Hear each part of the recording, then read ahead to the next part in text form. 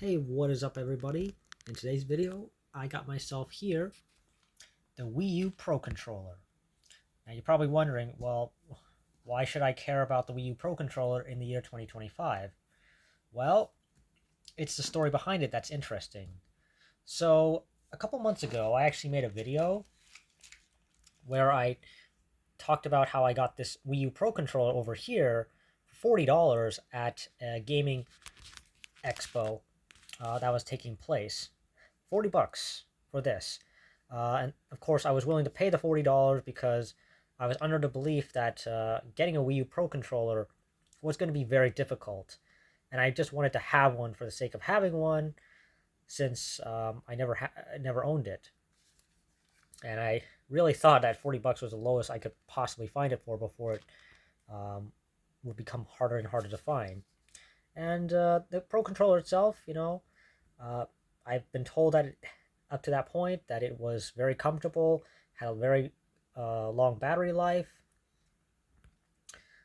wasn't didn't have the most. It wasn't the most feature complete controller. It did not have like a built-in microphone, a headphone jack. Sorry, but it worked fine enough. Or like more actual triggers, but it was still a fine controller.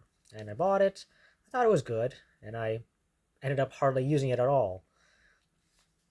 And just so, which brings us to this controller over here. So I went to a liquidation outlet or store, whatever you want to call it. Basically, these guys they buy up a lot of Amazon returns. So a lot of the stuff consists of like Amazon, Costco, and whatever other major retailer just gets back in returns from customers for whatever reason. Maybe they didn't like the product was defective, so on and so forth. And while I was there, I saw a bunch of like third party Joy Cons. I saw like knockoff PS3 controllers, knockoff Xbox 360 controllers. But then I also saw this thing, and I thought, okay, that's interesting. Is this legit or not? And I took a look at the back here, and I thought, oh, okay, this looks legit. I was a little worried because of course I've been told that there are knockoffs where this Wii U logo over here will actually peel off. It isn't, so uh, it does look legit. The only downside, of course, were the thumbsticks, which look like somebody had chewed on them. But yeah, it looked fine enough.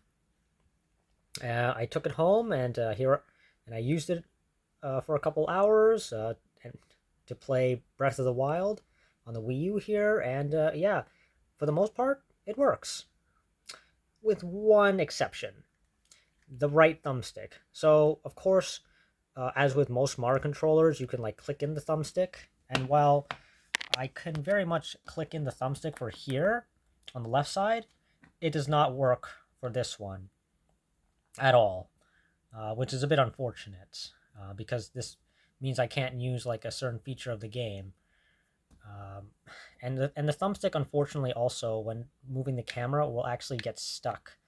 Uh, yeah, it will actually get stuck in this position, and which initially I thought was drift, but no, it's just the actual stick getting stuck, sort of. And although actually now I think about it, uh, clicking the controller will actually cause it to drift a little, or something. But yeah, unfortunately, it's not perfectly functioning. It's just mostly functioning. I may be able to get it fixed at some point, but that remains to be seen. I have still yet to find anyone who can fix Xbox One controllers, specifically the drifting issue. I recently got my GameCube controller fixed up, but um, it seems uh, it seems like a lot of the modern stuff is like off limits just because they're so very uh, fragile.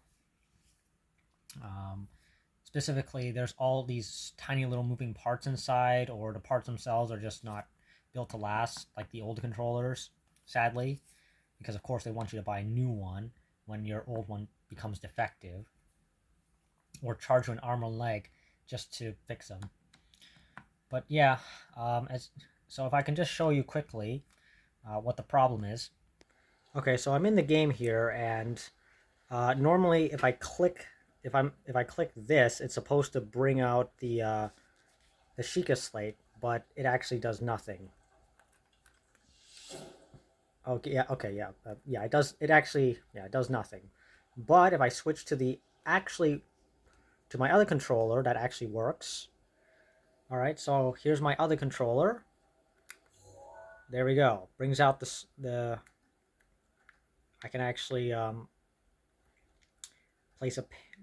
bring out the Sheikah slate, but unfortunately, like I said, the other one doesn't do that. But I will say, considering I only paid a measly $5, $5 Canadian, I should say, I think I got myself a really, really good deal. Yeah, that doesn't work completely fine, but hey, what other place can you possibly think of where you can get a Wii U Pro Controller for $5?